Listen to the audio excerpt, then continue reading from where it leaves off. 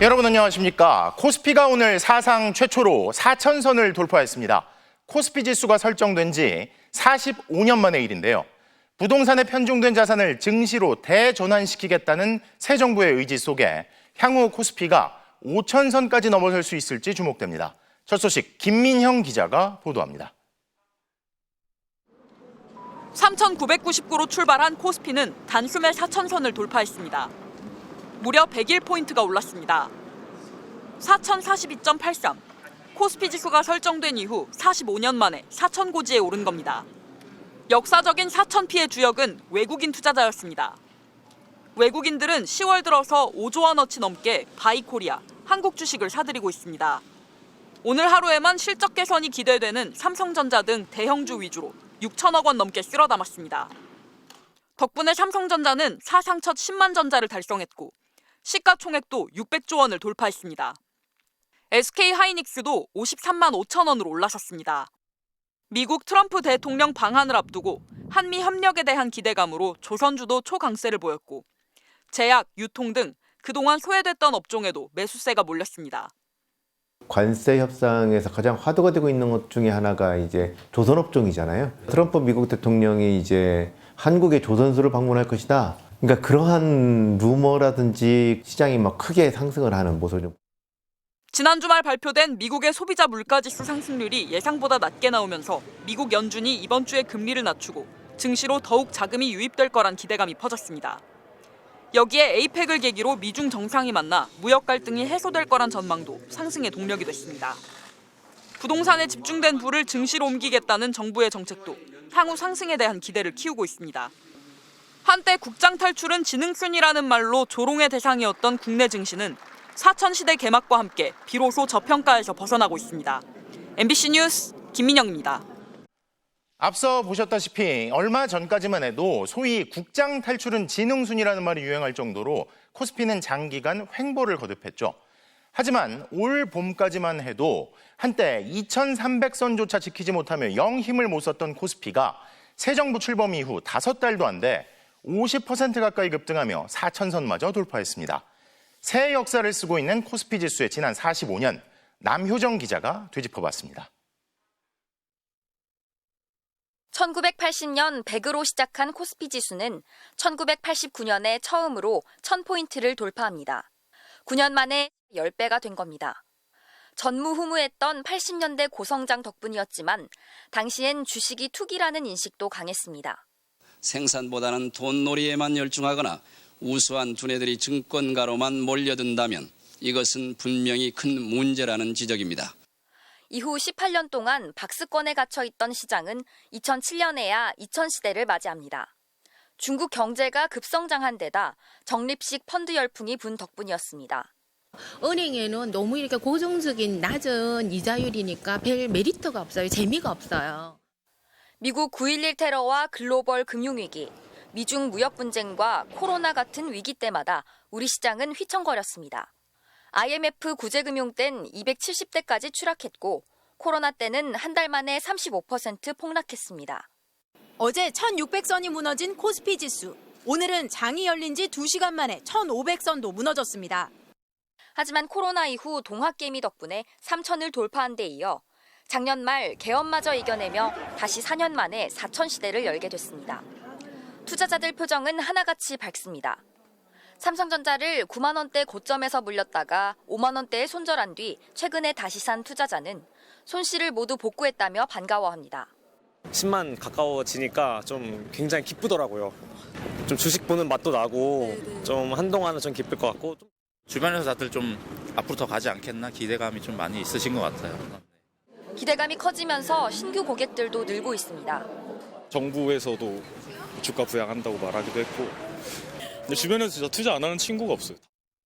급격한 상승에 조만간 조정이 있을 거란 우려도 있지만 정부의 주가 부양 의지가 강한 만큼 5,000선도 불가능한 건 아니라는 기대도 나옵니다. MBC 뉴스 남효정입니다. 이렇게 한국 주식시장이 세계 주요 증시 중에 최고 수준으로 고공행진을 거듭하고 있지만 정작 개인 투자자들은 외국인들과 달리 주식을 던지는 추세입니다. 급하게 오른 지수가 언제 다시 떨어질까 두려워하는 마음과 함께 상승장에서 소외되는 두려움 역시 확산되고 있는데요. 김건휘 기자입니다.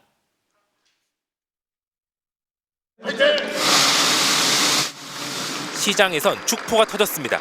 한국거래소에 모인 자본시장 책임자들은 4천 달성이 끝이 아니라 시작이 되도록 하겠다며 활짝 웃었습니다. 코스피 5천 시대도 성큼 다가설 것으로 생각을 합니다.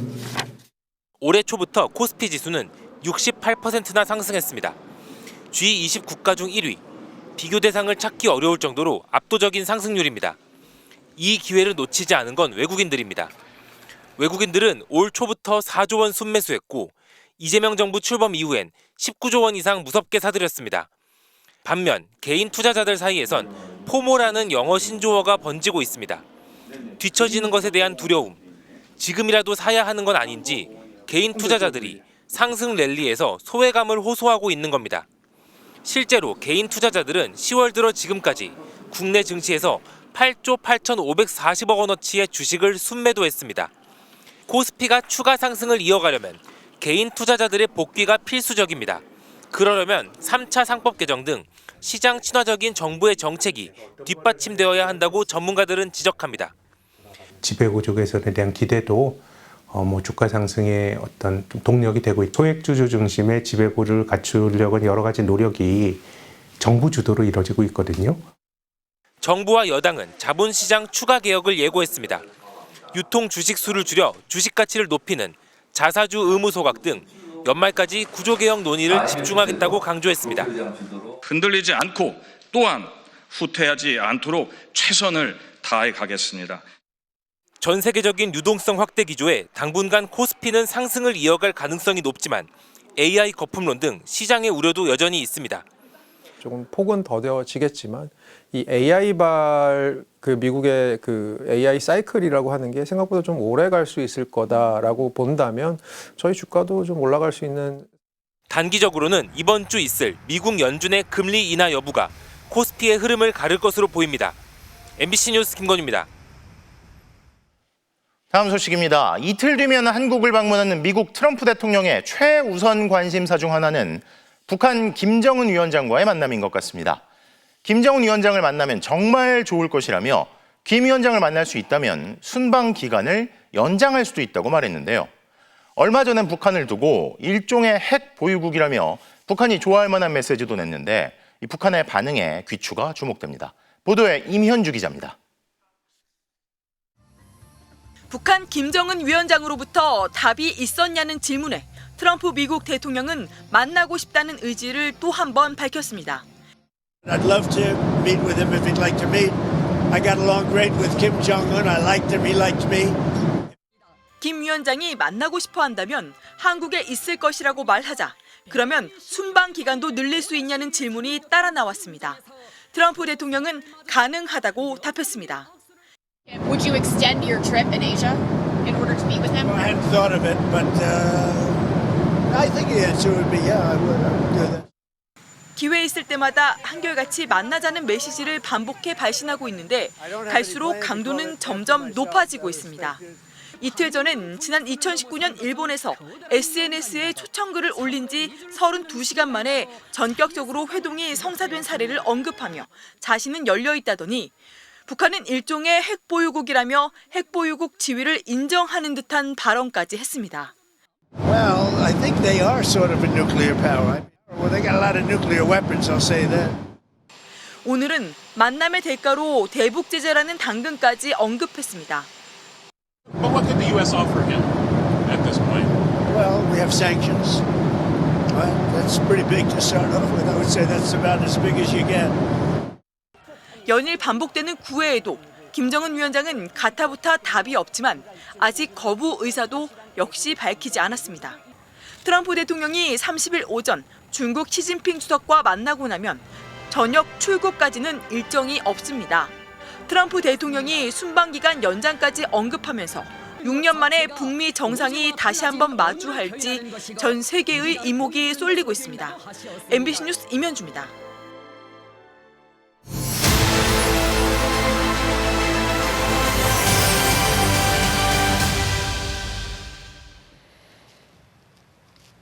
네, 여기는 에이펙의 도시 경주입니다. 엿새 동안 이어지는 경주 에이펙이 오늘 개막했습니다. 이틀간의 실무급 회의, 다시 이틀간의 장관급 회의를 거쳐서 나흘 뒤 금요일에 정상회의가 열립니다. 정상회의장 주변 경비는 갈수록 강해지고 있고 경호 펜스의 길이도 함께 길어지고 있습니다. 에이펙 진행 상황이 가장 빠르게 전달되고 있는 미디어 센터 연결해서 오늘 들어온 소식 정리해 보겠습니다. 신재영 기자. 네, 에이펙 공식 일정이 시작되면서 하루 사이에 국제 미디어 센터 자리를 채운 취재진이 부쩍 늘었습니다. 특히 내년 에이펙 의장국인 중국 언론들이 일찌감치 경주에 도착했는데 시진핑 주석의 방한을 앞두고 준비 상황을 종일 중계하는 모습도 볼 수 있었습니다. 에이펙 첫 일정인 최종 고위 관리 회의는 오늘 오후 시작됐는데요. 의정국인 우리 정부 대표 윤석미 의장의 개회사를 직접 들어보시겠습니다. Now, as we enter the season of harvest, we face the important task of concluding the discussions of APEC 2025. 에이펙 정상회의의 최종 결과물이 될 경주선언으로 다가가는 과정으로 이해하면 될 것 같습니다. 윤 의장은 논의할 사안이 많다면서 마지막 순간까지 지금의 추진력을 이어가야 한다고 강조했습니다. 내일까지 이틀간 논의한 결과를 외교통상 합동 강요회의를 거쳐서 금요일 에이펙 정상회의에 보고하는데요. 의장국인 우리 정부는 경주선언과 별개로 아시아태평양 국가들의 새로운 과제가 될 AI를 활용한 디지털 격차 해소와 인구 구조 변화, 저출생 대책이죠. 별도 선언문도 준비 중인 걸로 파악됐습니다. 에이펙 정상회의와는 별개로 부대 행사죠. 아시아태평양 지역 최대 민간 경제 포럼인 CEO 서밋도 내일 환영 만찬을 시작으로 공식 일정에 들어갑니다. 21개 에이펙 회원 정상과 대표단, 1,700여 명의 글로벌 경제인들의 방문이 임박하면서 회의장 주변으로는 종일 대테러 훈련이 반복되는 등 경계와 경호가 더욱 강화됐습니다. 지금까지 에이펙 국제 미디어 센터에서 MBC 뉴스 신재용입니다. 이 경주에 반가운 손님만 찾는 건 아닙니다. 정상회의를 앞두고 극우 성향의 시위대가 속속 경주로 집결하고 있습니다. 윤 어게인을 외치면서 트럼프 대통령은 무조건 찬양하고 시진핑 주석은 근거 없이 폄하합니다. 특히 서울 여기저기를 돌면서 협중 시위를 벌인 단체가 대규모 거리 행진을 예고했습니다. 정한솔 기자가 현장 취재했습니다. 인파가 가득한 경주의 전통시장을 향해 한 남성이 소리를 지릅니다. 빨갱이로 좀 꺼져! 윤석열 전 대통령 탄핵 반대 집회를 주도하고 대선 당시엔 자신이 이재명 후보를 노린 총기 밀반입을 시도했다고 폭로한 극우 성향 유튜버입니다. 태극기와 성조기를 내걸고 윤 전 대통령의 비상계엄 선포를 한껏 치켜 세웁니다. 개봉적으로 이 나라를 깨우려고 했습니다. 반국가 세력들의 윤석열 대통령을 2번이나 감옥에 쳐넣었습니다. 급기야 중국 정부를 향한 비난과 이재명 대통령에 대한 근거 없는 주장도 마구잡이로 토해냅니다. CCP 아웃! 이재명이는 한미 동맹을 깨고 북중로로 대한민국을 중국이나 북한에다가 갖다 바치려고 하는 악랄한 마귀입니다. 에이펙 정상회의를 앞두고 극우 시위대는 속속 경주로 집결하고 있습니다. 이른바 윤 어게인 집회를 길게는 한 달까지 신고한 단체도 있습니다. 트럼프 미국 대통령은 무조건 추종하고 시진핑 중국 국가주석은 폄하함으로써 한국 내 대미국, 대중국 정서를 분열시키려는 의도입니다. 경주 봉황대 광장입니다. 극우단체 자유대학도 이 일대에서 2,000명 규모의 집회와 행진을 예고했습니다. 앞서 서울 명동과 이태원 등을 돌며 입에 담기 힘든 욕설과 협중 구호를 쏟아냈던 바로 그 청년들입니다.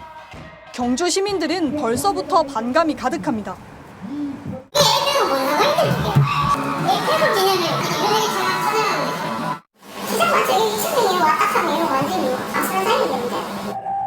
경찰은 집회 참가자들이 에이펙 행사장으로 접근할 수 없도록 경계를 강화하고 있습니다.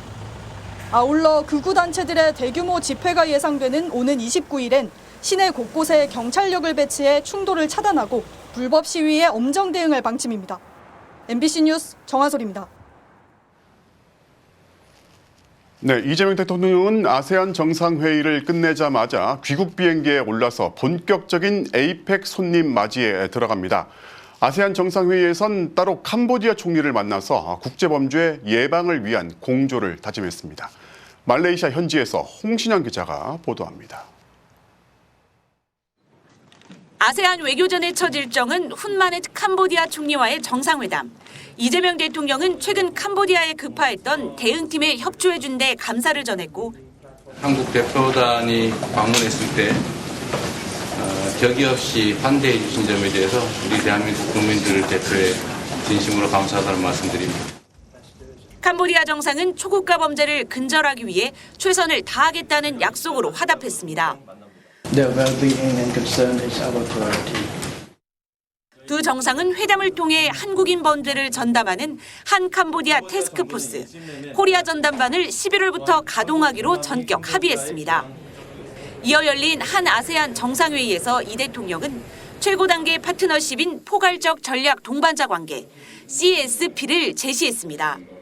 한 아세안 연간 상호 방문 1,500만 명, 교역액 3천억 달러 시대를 열기로 하고 오는 2029년 한 아세안 특별 정상회의의 한국 개최를 선언했습니다. 한 아세안 관계 40주년인 2029년에 한 아세안 특별 정상회의의 한국 개최를 준비해 나가겠습니다.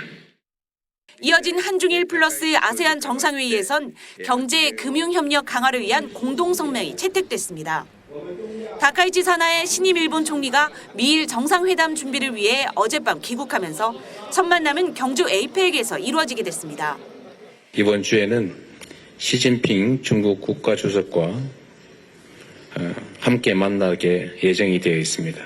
다카이치 총리님의 에이펙 정상회의 참석을 기대하고 있습니다.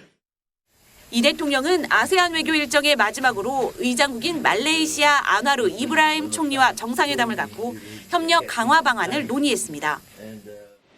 첫 아세안 외교전을 치른 이 대통령은 곧바로 귀국길에 올랐습니다. 한미 한중 정상회담에 이어 미중 정상회담과 아직 가능성이 열려있는 북미 정상회담까지 전 세계의 시선은 이제 이곳 아세안을 넘어 경주 에이펙으로 옮겨갑니다. 쿠알라룸푸르에서 MBC 뉴스 홍신영입니다. 관세 협상 국면에서 호언장담하던 미국이 중국과 고위급 무역회담을 가졌는데 그 결과를 보면 실제로는 사실상 확전을 원치 않는 것 같기도 합니다. 그래서 미국 측이 성과를 내기 위해 상대하기 버거운 중국 대신 한국을 압박하면서 빨리 뭔가 결과를 내려고 협상을 밀어붙일 가능성도 제기되는데요. 워싱턴 김재용 특파원입니다. 베센트와 허리펑의 고위급 무역회담 결과는 미국과 중국이 각각 100% 추가 관세와 히토류 수출 규제를 당분간 유예하는 걸로 잠정 요약됩니다. 비록 정상 간 최종 담판이 남아있지만 양측은 이를 사실상 기정사실화하고 있습니다. We'll get some kind of a deferral on the rare earth export controls. 미국은 관세와 기술 통제를, 반대로 중국은 히토류와 농산물 무역 억제를 선봉에 세워 맞섰지만 또다시 숨고르기 국면에 들어간 겁니다. 그동안 미국은 호주 등과 접촉해 히토류 수급 불안을 해소하려 했지만 당장 해결될 문제가 아니고 중국 역시 추가 관세가 버겁다는 현실을 인정했다고 봐야 합니다. 미중이 정말 휴전을 택한다면 하루 전 열리는 한미 정상회담에 미국의 화력이 집중될 가능성을 배제하기 어렵습니다. 트럼프는 이미 압박에 가까운 예고를 했습니다. Well, it's pretty close to being finalized, I think, and so it could be if they have it ready, I'm ready. 말레이시아 등 동남아 4개국과 무역 합의를 사실상 끝낸 것도 한국에 집중할 수 있는 배경입니다.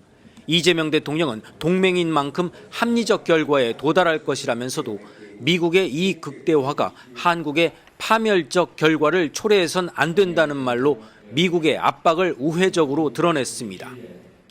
가장 첨예한 투자금 압박이 다소 완화된다 하더라도 농산물 수입과 방위비 증액 등 미국의 요구가 2중, 3중으로 계속될 가능성이 있는 만큼 협상 장기화에도 대비할 필요가 있습니다.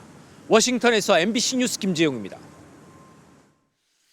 이런 가운데 이재명 대통령은 한미 관세 협상 상황에 대해 여전히 모든 것이 쟁점이라고 밝혔습니다. 협상이 우리에게 파국적 결과를 초래할 정도면 안 된다며 이번 주 한미 정상회담이 있지만 조급해하진 않을 거란 분위기도 내비쳤는데요. 한국만 준비됐다면 타결에 매우 가깝다며 압박을 이어가는 트럼프 대통령과는 온도차를 보이고 있는 겁니다. 김정우 기자의 보도입니다. 한미 관세 협상의 핵심 쟁점은 대미 투자 규모와 방식입니다. 8년간 매년 250억 달러 현금 투자를 요구한 미국과 연 150억에서 200억 달러 수준을 10년 이상 투자하겠다고 제시한 걸로 알려진 한국 간 줄다리기가 이어지고 있습니다. 우리 실무협상단이 하워드 러트닉 미국 상무장관과 협의를 진행한 다음 날인 지난 24일, 이재명 대통령은 인터뷰를 통해 이번 정상회담에서 협상이 타결되지 못할 가능성에 무게를 뒀습니다. 이 대통령은 블룸버그 통신과의 인터뷰에서 투자 방식, 규모, 시기와 손실 분담, 이익 분배 방식 등 모든 것이 쟁점이라고 밝혔습니다. 미국은 자국의 이익을 극대화하려 할 테지만 한국의 파국적인 결과를 초래할 정도는 아니어야 한다며 협상 지연이 반드시 실패를 의미하는 것은 아니라고도 전했습니다. 외환시장 충격이 우려되는 만큼 협상이 길어지더라도 미국의 요구를 그대로 받아들이긴 힘들단 취지입니다. 타결에 매우 가깝다며 사실상 거액의 투자 약속을 압박한 트럼프 미국 대통령과 온도차를 보인 겁니다. 국가안보실 역시 한미 정상회담이 협상의 마감 시한은 아니라고 선을 그었습니다. 현재 진행되는 걸 볼 때 이번에 바로 타결되기는 좀 어렵지 않나 생각합니다. 관세 협상의 목표는 일단 상업적인 합리성과 이게 한국 경제에도 도움이 되느냐. 또 다른 쟁점이었던 안보 분야 협상은 순조롭습니다. 안보실에서 한미 원자력 협정 개정 논의가 진전됐다고 밝힌 데 이어 이 대통령은 국방비를 GDP의 3.5% 수준으로 늘리는 건 우리 계획과 부합한다고 했습니다. 미국의 요구 때문이 아니라 우리나라의 자주 국방을 보장할 수 있는 수준으로 국방비를 증액해야 한다는 게 정부의 입장이란 겁니다. 안보 논의는 진전됐지만 관세 협상 타결 여부가 미지수라 한미 정상이 공통문서 등 합의문을 발표할지는 끝까지 지켜봐야 합니다. MBC 뉴스 김정우입니다. 김건희 씨가 지난 2023년 3월 조선왕실 유산이 보관된 국립고궁박물관 수장고를 방문한 사실이 추가로 드러났습니다. 세계 기록유산인 조선왕조실록을 비롯한 국보 수천 점이 보관돼 관리가 철저한 곳인데 정작 김 씨가 다녀간 방문 기록은 남아있지 않았는데요. 김건희 씨의 국가유산 사적 유용 의혹이 커지고 있습니다. 김상훈 기자입니다. 경복궁 바로 옆에 위치한 국립고궁박물관, 조선 왕실의 유물을 전시하는 곳입니다. 그런데 지난 2023년 3월 2일 오전 대통령실에서 갑자기 김건희 여사가 박물관을 관람할 거라고 연락을 했고 전시실을 관람한 뒤 대중에 공개되지 않은 왕실 보물이 보관된 수장고까지 둘러본 사실이 드러났습니다. 김 여사가 둘러본 수장고는 지난 2016년 선착순 모집을 통해 공개된 적이 있을 뿐 일반인 출입이 엄격히 제한된 곳입니다. 수장고엔 국보이자 유네스코 세계 기록유산인 조선왕조실록과 조선왕조의궤, 그리고 왕의 초상화인 어진 등 2,100여 점의 유물이 소장돼 있었습니다. 김 여사는 이 수장고 안에 있는 조선 왕실 보물들을 10분간 살펴보고 관장 등의 설명도 들은 걸로 확인됐습니다. 박물관 측은 김 여사가 수장고에 방문했고 유물 훼손 보호 장구인 마스크와 슬리퍼도 착용했다며 당시 유물 정리 등으로 직원들이 수장고 안에서 작업 중이어서 수장고를 공개한 걸로 보인다고 설명했습니다. 박물관은 출입 시간과 사유, 출입자 전체 이름을 수기로 작성하도록 하고 있는데 당시 작성된 수장고 출입일지 기록을 보면 직원들의 출입 기록만 있을 뿐 김 여사의 출입 기록은 없어 특혜 논란이 일고 있습니다. 박물관 측은 수장고 담당자 동행으로 출입이 이뤄졌지만 기록 누락으로 파악된다고 해명했습니다. 방문 기록을 남기지 않는다? 있을 수 없는 일이잖아요. 그래서 이러한 부분에 있어서는 철저한 수사가 들어가야 된다고 봅니다. 윤석열, 김건희 부부는 이 시기 경복궁 명성황후의 침소이자 시해 장소인 곤영합에 들어가 10분간 단둘이 머물렀고 6개월 뒤인 2023년 9월 김 여사는 경복궁을 비공개로 찾아 임금이 앉는 어좌에 앉았습니다. MBC 뉴스 김상훈입니다. 계엄이 선포된 지난해 12월 3일 밤 황교안 전 총리는 윤석열 전 대통령의 계엄 선포를 지지하고 우원식 국회의장을 체포하라는 내용의 게시글을 연달아 올렸는데요. 내란 특검이 황 전 총리의 이 같은 게시글들을 두고 내란 선전선동 혐의로 강제 수사에 나섰지만 황 전 총리가 거부해 압수수색 시도를 중단했습니다. 구나연 기자입니다. 서울 용산구에 있는 황교안 전 국무총리 자택 앞. 내란 특검 소속 수사관들이 진입을 위해 대기하고 있습니다. 영장을 집행하려고 내려오는 중이라서. 하지만 황 전 총리는 문을 걸어 잠근 채 압수수색을 거부했습니다. 집 앞에는 극우 유튜버들과 지지자들이 몰려왔습니다. 내란 특검을 특검하라! 대치가 계속되자 특검은 결국 압수수색 시도를 중단하고 철수했습니다.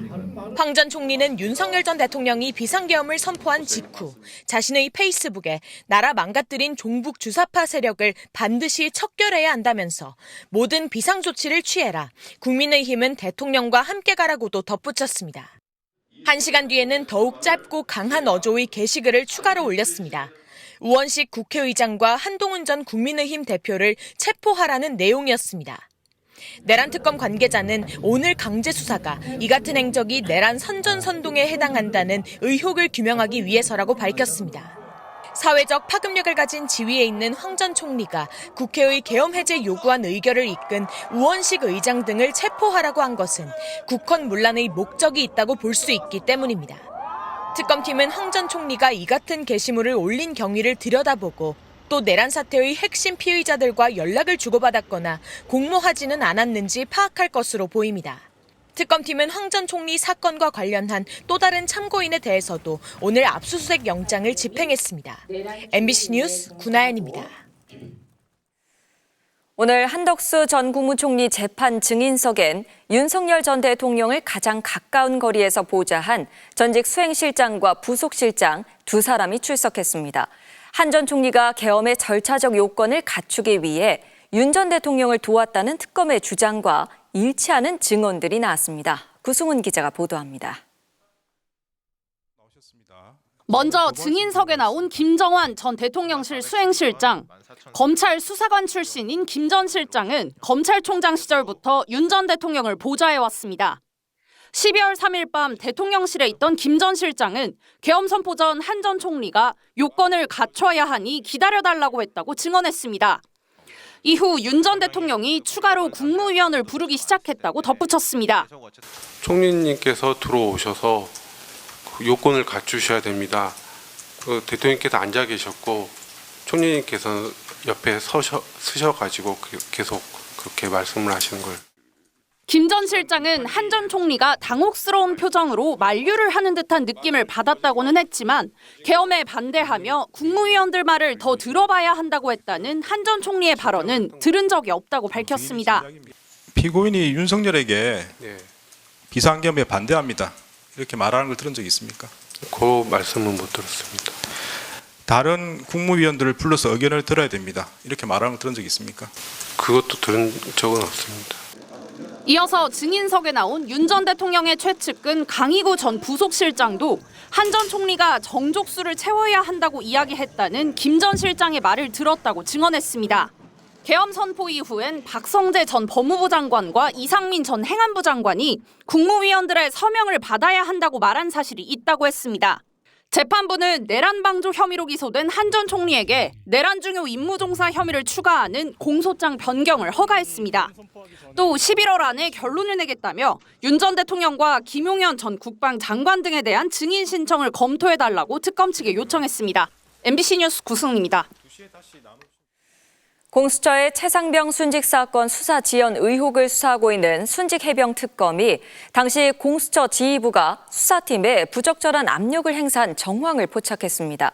총선 전에는 소환 조사를 하지 말라고 지시하고 그럼에도 수사팀이 소환 조사를 추진하자 이를 가로막았다는 겁니다. 차현진 기자의 단독 보도입니다.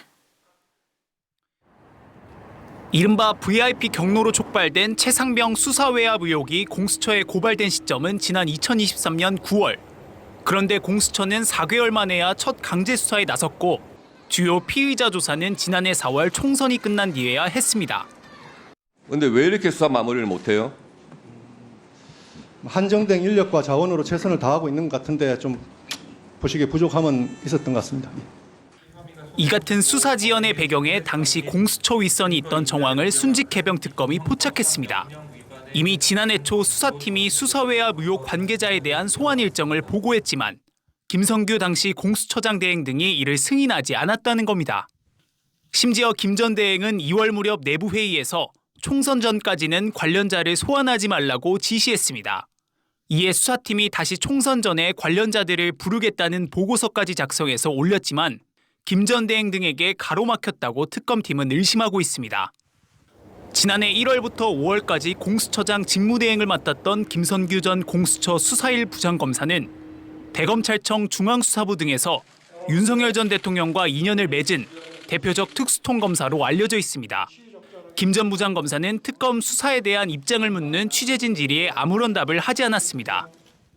공수처의 최상병 관련 수사에 대한 방해 행위가 실제로 있었던 정황을 확인하였습니다. 이에 특검은 2024년 상반기에 공수처 처장 및 한편 이종호 전 블랙펄 인베스트 대표를 변호한 경력이 있는 송창진 전 부장검사의 국회 위증 혐의를 무마하려 했다는 의혹과 관련해 특검은 내일 이재승 공수처 차장을, 이번 주 안으론 오동훈 공수처장을 불러 조사할 계획입니다. MBC 뉴스 차현진입니다. 앞서 지난 2022년 대선 직전 검찰이 당시 이재명 후보의 조직폭력배 뇌물 의혹과 관련한 핵심 증거인 편지가 조작됐다는 감정 의견을 묵살했다는 보도 전해드렸었죠. 오늘 해당 의혹을 폭로한 문서 감정관이 국회 법사위에 출석했는데요. 여권은 검찰의 명백한 대선 개입 정황이라고 목소리를 높였습니다. 고병찬 기자입니다. 지난 20대 대선 당시 이재명 후보의 조직폭력배 관련 의혹 편지를 감정한 대검찰청 문서감정관 오모 씨가 처음으로 국회에 비공개 출석했습니다. 오 씨는 당시 자신이 선임 문서감정관 등 상부에 편지가 조작됐다는 의견을 냈지만 묵살됐다고 증언했습니다. 네, 선임 감정관이 이를 이유 없이 묵살한 거 맞습니까?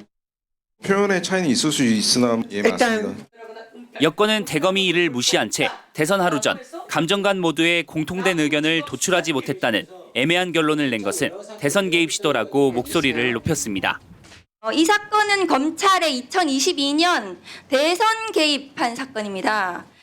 그러나 당시 선임 문서감정관은 오 씨의 의견을 충분히 반영해 내린 결론이라고 반박했습니다.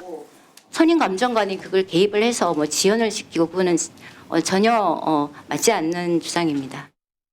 한편 앞서 검찰개혁이 위헌이라고 주장했던 노만석 검찰총장 직무대행은 수사기소 분리에 찬성한다고 입장을 바꿨습니다. 다만 여전히 검찰의 보안수사권은 필요하다고 거듭 주장했습니다. 지금 검찰의 보안수사, 저는 그걸 범죄로부터 국민을 보호하는 제2저지선 내지는 제2방어선이라고 생각합니다. 이에 대해 추미애 법사위원장은 검찰의 직접 수사권을 그대로 유지하겠다는 것이라며 개혁의 취지와 다르다고 비판했습니다. MBC 뉴스 고병찬입니다. 김건희 국정농단 특검의 부장검사가 도이치모터스 주가 조작 의혹의 핵심 이종호 전 대표와 몇 년 전 술자리를 가진 사진이 공개가 됐습니다. 특검팀은 논란 때문에 해당 검사가 수사팀장을 계속하는 게 적당하지 않은 상황이라고 판단했지만 수사 자체는 전혀 문제가 없다고 강조했습니다. 유서영 기자의 보도입니다. 지난 2021년 7월 말쯤 촬영된 한 저녁자리 사진입니다. 김건희 씨의 계좌관리인으로 알려진 도이치모터스 주가 조작 사건의 주요 인물 이종호 전 블랙펄 인베스트 대표와 당시 도이치모터스 사건을 담당한 서울중앙지검 반부패 2부 소속이던 한문혁 부장검사가 함께 찍혀 있습니다. 한 검사는 이후 서울고검 재수사팀을 거쳐 김건희 국정농단 특검에도 파견되며 도이치모터스 사건을 직접 수사하게 됐습니다. 수사를 하는 쪽과 받는 쪽의 핵심이 되는 사람들의 회동. 이 사진은 이종호 전 대표의 지인이 지난 13일 김건희 국정농단 특검에 제공했다고 합니다. 하지만 특검팀이 한 검사 파견 해제를 요청한 건 열흘이 지난 뒤인 23일. 이에 대해 특검 측은 지휘부가 관련 보고를 받은 당일 바로 법무부에 인사 조치에 대한 의사를 전달했다고 설명했습니다. 이 전 대표의 지인은 사진이 담겨있던 휴대전화와 USB를 임성근 전 사단장 구명 로비 의혹을 수사하는 순직해병특검이 압수수색한 적이 있다며 두 특검에서 해당 사진의 존재를 알고 있었을 가능성도 제기했습니다. 하지만 김건희 국정농단 특검은 해병특검으로부터 관련 자료를 받아보려 했지만 조율이 되지 않았고 법원 문서 제출 명령도 시도했지만 아직 결정되지 않아 압수수색 자료 일체를 받아보지 못했다는 입장입니다. 그러면서 한문혁 부장검사가 맡은 도이치모터스 주가 조작 사건 수사에 문제점이 있다고 판단한 바는 전혀 없다고 했습니다. 한 검사 파견 해제로 수사팀 한 곳에 팀장 자리가 빈 상황. 마침 오늘 특검보 2명이 새로 합류하면서 2, 3일 내로 수사팀 개편이 이루어질 예정입니다. MBC 뉴스 유정입니다. 지방의회의 외유성 해외 출장 의혹 보도 이어가겠습니다. 지방의회에서 해외 출장을 갈 땐 계획과 결과 보고서를 홈페이지에 공개하도록 하고 있는데요. 자, 그런데 이와 별도로 비공식 일정표를 따로 만든 지방의회가 있었습니다. 이유가 있었겠죠. 먼저 도윤선 기자의 단독 보도입니다. 지난해 4월 서울 강서구 의원 7명이 일본, 대만, 베트남을 6박 7일로 출장 갔습니다. 이를 앞두고 여행사와 의회 직원 몇 명이 모였습니다. 출장 가는 의원도 합류했습니다.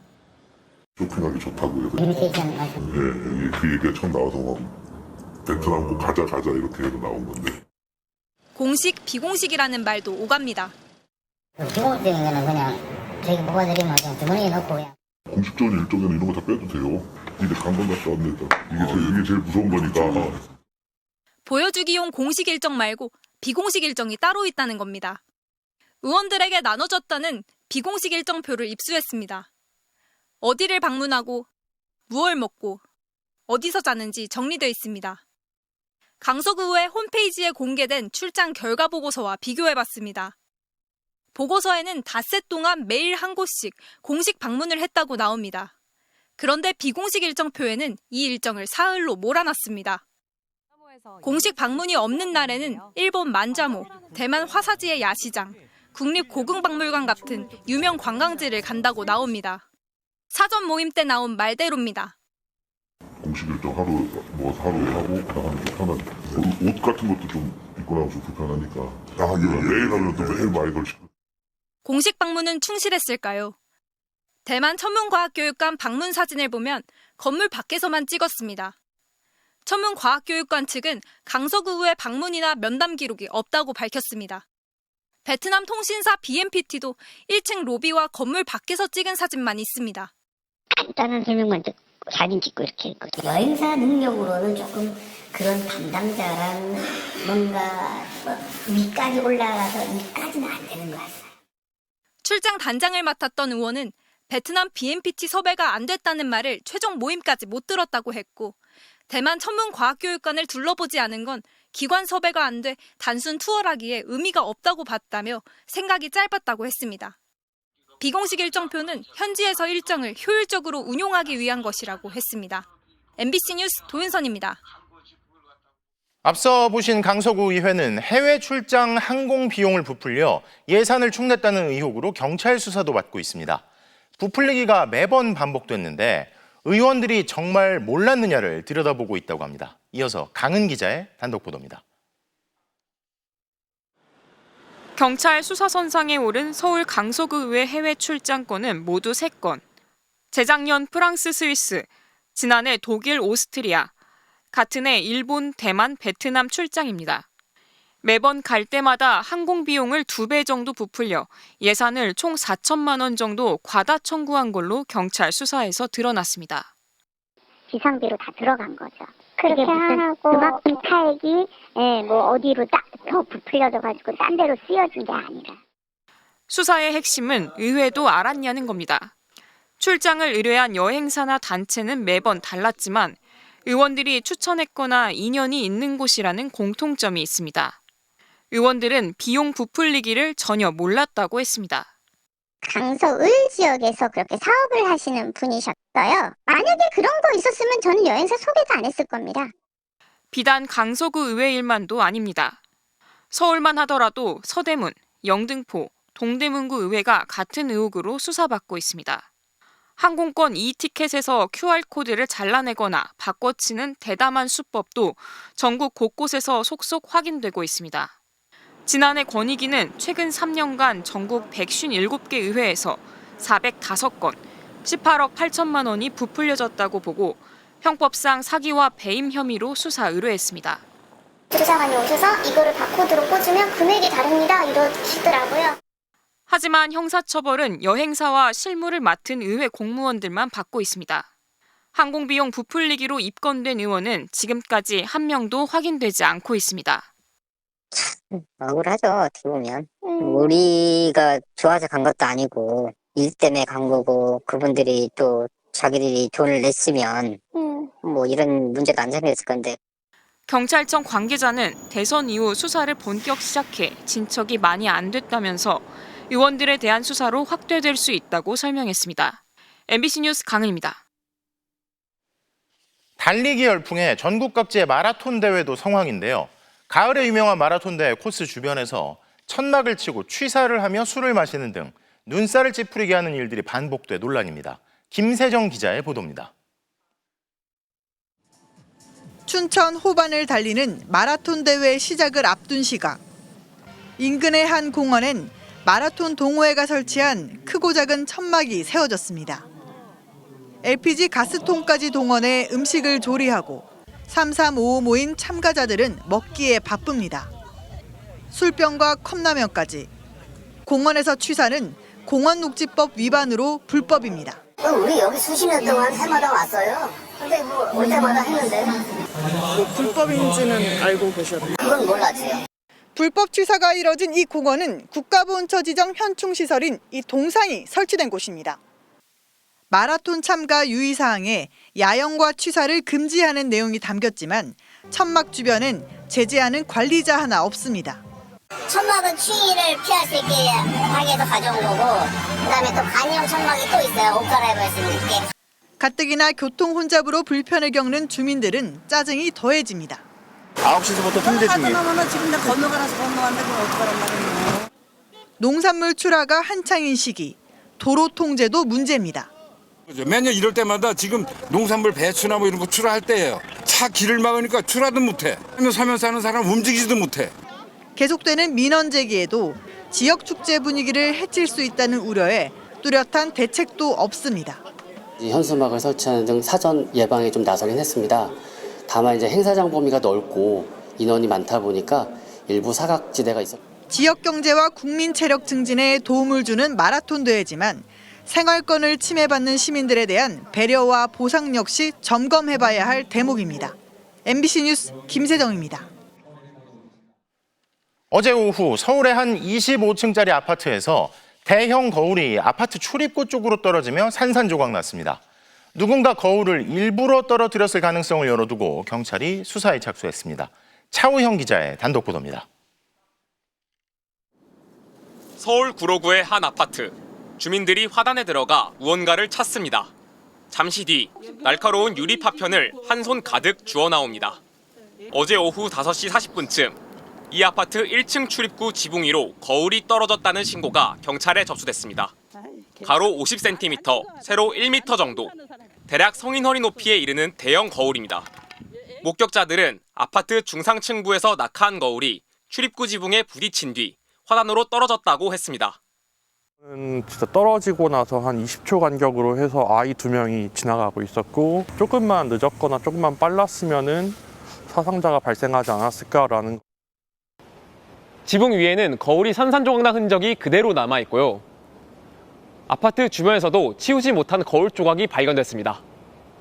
주민들은 누군가 거울을 고의로 던졌을 수 있다며 두려워하고 있습니다. 전에도 이런 일이 있었다고 했습니다. 음식물 쓰레기나 같은 것들을 버리시는 분들이 있고, 얼마 전에 다른 분 얘기 들어보니까는 미니 수박을 떨어뜨렸다고. 고의로 물체를 던져 상해를 입히면 특수상해죄가 적용돼 1년 이상 10년 이하 징역형에 처해질 수 있습니다. 다만 누가 던졌는지 증거를 찾기가 어려워 범행이 미궁에 빠지는 경우도 많습니다. 경찰은 깨진 거울 조각에 지문이 남아있는지 찾아보고 인근 CCTV 등도 확인해 누군가 일부러 거울을 떨어뜨렸는지 여부를 확인하고 있습니다. MBC 뉴스 차호영입니다. 에이펙이 열리는 경주에는 아시아 태평양 각국의 정치 지도자뿐 아니라 경제인들도 속속 모여들고 있습니다. 바로 CEO 서밋, 기업 최고 경영진들의 만남의 장이 경주에서 펼쳐지기 때문입니다. 한미 관세 협상 후속 협의를 위한 접촉도 이어질 예정인데 특히 트럼프 대통령이 우리 조선소를 방문할지 주목됩니다. 지윤수 기자입니다. 에이펙과 CEO 서밋 공식 개막을 하루 앞둔 경주. 산업별로 미래 청사진을 밝히는 퓨처테크 포럼 첫 주자로 우리 조선업계의 수장이 나섰습니다. 한미 관세 협상 타결의 핵심 열쇠였던 조선업 협력, 마스가를 거듭 강조했습니다. So we are fully ready to be a facilitating partner in this American naval renaissance, working closely with leading innovators in this transformative endeavor. 아시아 태평양 경제인들이 집결하는 CEO 서밋. 국내 그룹 총수들도 모두 경주로 향합니다. 각국 지도자는 물론 아태 지역 경제인들과 수시로 만나 교류하고 협력을 논의하는 경제 외교전이 나흘간 펼쳐지는 겁니다. 당장 개막 당일 각국 경제인들은 경주 화랑마을에서 모여 만찬을 함께합니다. 무엇보다 관심은 통상협상 후속 협의를 위한 미국 측과의 접촉.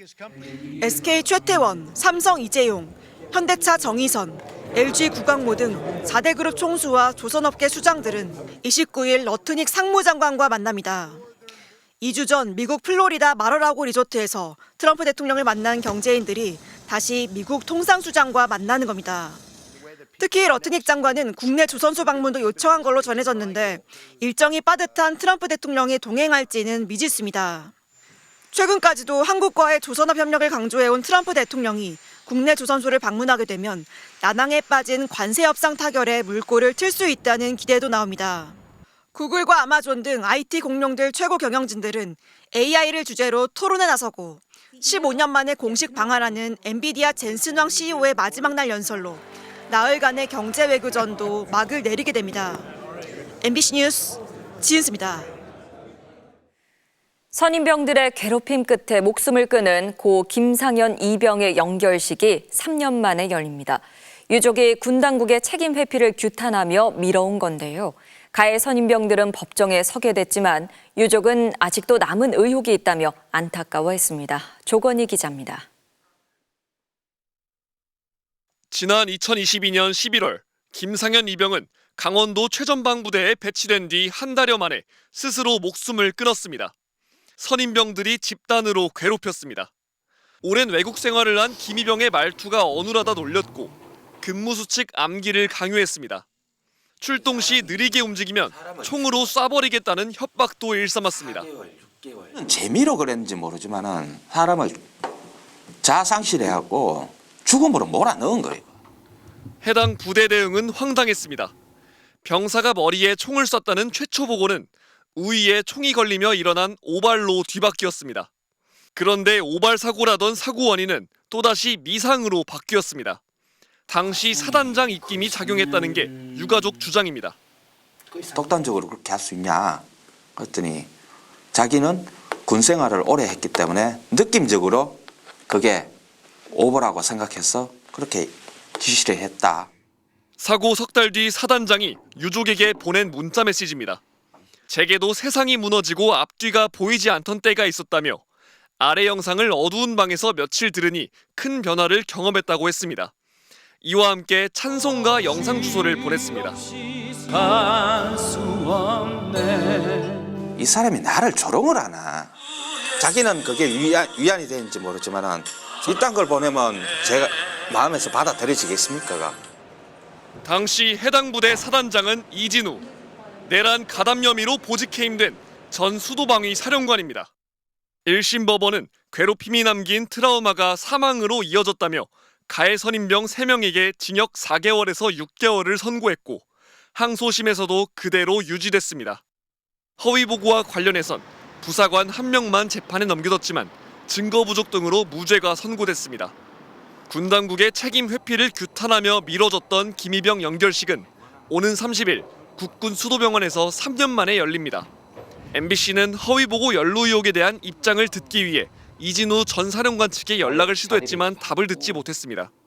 MBC 뉴스 조건입니다. 안타깝게 세상을 떠난 가수들의 음성을 AI 기술로 복원해 신곡을 발표하는 일이 늘고 있는데요.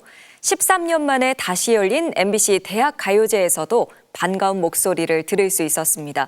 바로 올해 11주기를 맞는 고 신해철 씨의 목소리입니다. 김윤아 기자입니다.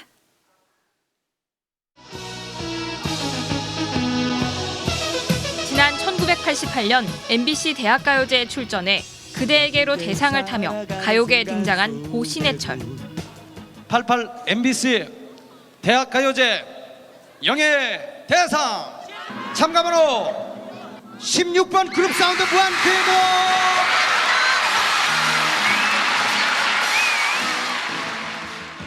싱어송라이터 신해철은 실험 정신이 돋보이는 수많은 명곡을 남기고 지난 2014년 46세 나이로 세상을 떠났습니다. 그리고 그의 11주기. 신해철의 목소리가 인공지능으로 복원돼 그가 데뷔했던 MBC 대학가요제에 다시 울려 퍼졌습니다. MBC 대학가요제가 13년 만에 이렇게 다시 부활한 이유는 캠퍼스를 넘어 세상에 울려 퍼질 청춘의 노래를 찾기 위해서일 것입니다.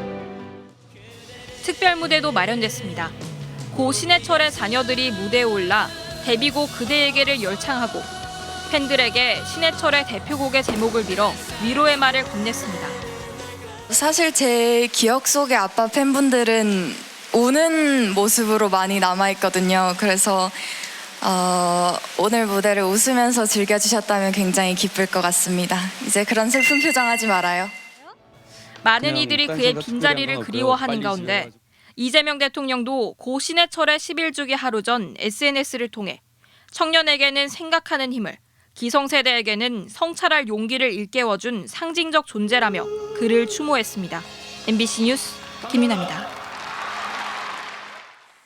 이번 경주 에이펙의 주제는 우리가 만들어가는 지속 가능한 내일입니다. 정부는 이 주제를 실천하기 위해 친환경으로 회의를 준비하고 있는데요. 특히 올봄 산불로 타버린 경북 안동 지역 나무를 되살려 정상회의장에 자리할 의자와 탁자를 만들기도 했습니다. 송재원 기자가 취재했습니다. 지난 3월 의성에서 시작된 산불이 강한 바람을 타고 경상북도 곳곳을 덮쳤습니다. 일주일 동안 계속된 산불에 울창한 숲은 시커멓게 타버렸고 서울 면적의 1.7배에 달하는 10만 4천 헥타르의 숲이 피해를 입었습니다. 검게 그을린 껍질을 잘라낸 나무 속을 잘게 부수고 강한 열과 압력을 가해 합판으로 만듭니다. 여기 보시면 약간 까만 부분들이 이렇게 들어가 있죠. 이게 실제적으로 산불 피해를 입었던 그 목재가 들어간 형상이라고 보시면 될 것 같습니다. 불길이 번진 나무는 상품 가치가 떨어진다며 그동안 대부분 소각 폐기해 왔지만 그을린 부분만 잘라냈더니 멀쩡한 목재 재료가 숨어 있었습니다. 이 목재가 다시 에이펙 정상회의장에 자리할 의자와 탁자로 어엿하게 재탄생한 겁니다. 정상회의용 의자, 그리고 정상 접견실, 그리고 회의실에 들어가는 가구들이 있습니다. 회의 테이블, 의자, 그리고 소파, 그 전체 총 142종이 납품됐습니다. 불에 탄 나무를 소각할 때 발생하는 이산화탄소 배출도 줄일 수 있어 에이펙 의장국인 대한민국의 기후위기 대응 노력을 상징할 것으로 보입니다. 지속가능한 내일을 실천하기 위한 노력은 더 있습니다. 에이펙 내내 종이 없는 회의를 진행하기 위해 인쇄물 대신 빔 프로젝트와 음향 장비로 회의실을 채우고 번역물도 종이 대신 실시간 인공지능 번역 시스템이 대신합니다. 각국 정상과 대표단이 타게 될 의전 차량은 전기차와 수소차 50여 대를 사용합니다. 이번 에이펙 정상회의의 주제는 우리가 만들어가는 지속가능한 내일입니다. 친환경 성장을 위한 아시아 태평양 지역의 대응과 협력도 이번 회의의 주요 의제가 될 예정입니다. MBC 뉴스 송재원입니다. 전 세계 청년들이 참여해 지속 가능한 미래를 위한 정책을 고민하는 국제 청년 포럼 IFWE 2025 파이널 컨퍼런스가 오늘 막을 올렸습니다. 변화를 위한 연결을 슬로건으로 내건 이번 포럼의 서울 회의에서는 선발된 150명의 대표단이 지난 5개월간 5개 대륙 6개 지역과 온라인 회의를 통해 논의해온 기술 혁신과 윤리, 갈등 해소와 협력 등 6대 의제에 대해 발표할 예정입니다. 이재명 대통령은 이 포비는 인류가 직면한 공동의 도전을 해결하는데 청년 세대가 중심에 서야 함을 보여주는 뜻깊은 자리라며 개막 축하 메시지를 전했습니다.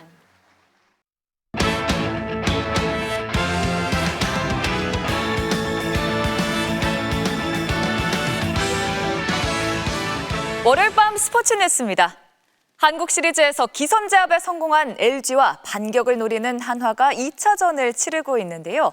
초반부터 화끈한 타격전이 펼쳐지고 있습니다. 현재 상황 김태훈 기자 전해주시죠. 하루 사이 쌀쌀해진 날씨에도 잠실구장엔 만원 관중이 들어찬 가운데 분위기 반전이 필요한 한화가 1회부터 몰아쳤습니다.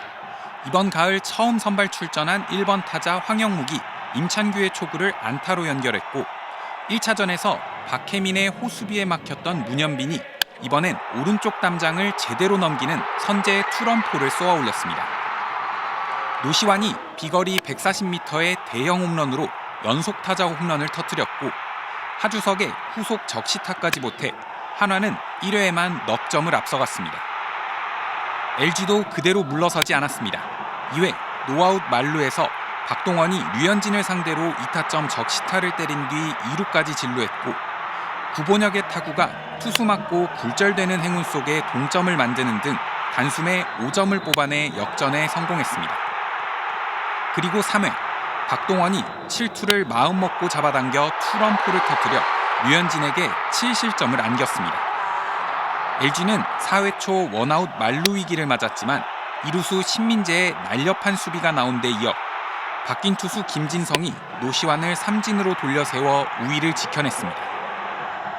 4회에도 문보경의 3타점 2루타 등으로 2경기 연속 타선이 폭발한 LG가 6회 현재 10대5로 앞서 있습니다. 두 팀은 모레 대전에서 3차전을 치릅니다. MBC 뉴스 김태훈입니다. 배드민턴 세계 1위 안세영 선수가 프랑스 오픈 정상에 올라 올 시즌 9번째 우승을 차지했습니다. 벌써 누적 상금만 10억 원을 돌파했습니다. 손장훈 기자입니다. 4강에서 라이벌 중국 천이페이와 87분간 혈투를 벌인 끝에 결승전에 오른 안세영. 체력적인 부담이 클 법도 했지만 세계 2위 중국 왕지휘를 시작하자마자 몰아붙여 첫 번째 게임을 가져왔습니다. 전략을 바꾼 두 번째 게임은 더 압도적이었습니다. 잘 된다고 해가지고 너무 빠르게 공격으로 전환시키지 말고 몰아붙여. 코트 구석구석을 공략한 안세영의 샷에 왕지휘는 완전히 지쳤고 점수차를 13대3까지 벌려 승기를 잡았습니다. 그리고는 뒤도른 상태에서 동물적으로 셔틀콕의 방향을 바꿔 포인트를 따내는 묘기까지 뽐냈습니다. 결국 왕지휘를 단 7점에 묶은 뒤 특유의 포효 세리머니로 기쁨을 만끽했습니다. 올 시즌 출전한 13차례 국제대회 중 9번이나 정상을 밟으며 최강의 면모를 과시했습니다. 올해 누적 상금만 벌써 10억 원을 돌파한 안세영은 앞으로 남은 두 번의 국제대회를 모두 휩쓸며 2019년 일본 모모타 켄토가 세운 역대 한 시즌 최다 우승 기록과 어깨를 나란히 하게 됩니다. 항상 제 자신을 몰아붙이는 게 가장 큰 연습이었지 않았나 생각하고 있습니다. 제가 지금 이제부터 하는 길이 곧 제가 봤을 때는 곧 히스토리라고 생각합니다. 지난주 덴마크 오픈에서 아쉽게 16강 탈락했던 남자 복식 서승재 김원호조는 인도네시아조의 역전승을 거두고 안세영과 나란히 시즌 9번째 우승 트로피를 차지했습니다. MBC 뉴스 손장훈입니다. 최근 끊이지 않고 있는 K리그 50 논란과 관련해 대한축구협회 심판위원장이 국회 국정감사에 출석해 팬들에게 고개를 숙였습니다. 지난 3일 전북 포획 감독은 심판 판정에 항의하다 경고를 받은 뒤 경기 후 SNS에 페널티킥도 비디오 판독도 없었다며 항의글을 남겼는데요. 정작 이 판정은 오심으로 결론 났지만 포획은 판정에 대해 부정적으로 언급했다는 이유로 벌금 300만 원 징계를 받았습니다. 이처럼 올 시즌 유독 오심이 잇따르면서 축구 팬들의 불신이 커지고 있는데요. 축구협회와 프로축구연맹이 국회 국정감사에 제출한 자료에 따르면 지난해 28건이었던 오심이 79건으로 늘었고 K리그 1의 경우에는 4배 이상 증가한 것으로 나타났습니다. 오늘 증인으로 출석한 문진희 축구협회 심판위원장은 팬들의 불만이 많다는 걸 알고 있다면서 공개 사과했습니다. K리그 팬 또 국민들께 죄송스럽습니다. 전년도까지는 오심에 대해서 저희가 오심이라 말하지 않았습니다. 오심과 정심을 또렷하게 구분하고 싶었고, 남자 배구 신인 드래프트에서 방강호 선수가 전체 1순위로 한국전력 유니폼을 입었습니다. 유럽파 출신으로 화제를 모은 이우진 선수는 삼성화재의 선택을 받았네요. 월요일 밤 스포츠 뉴스였습니다.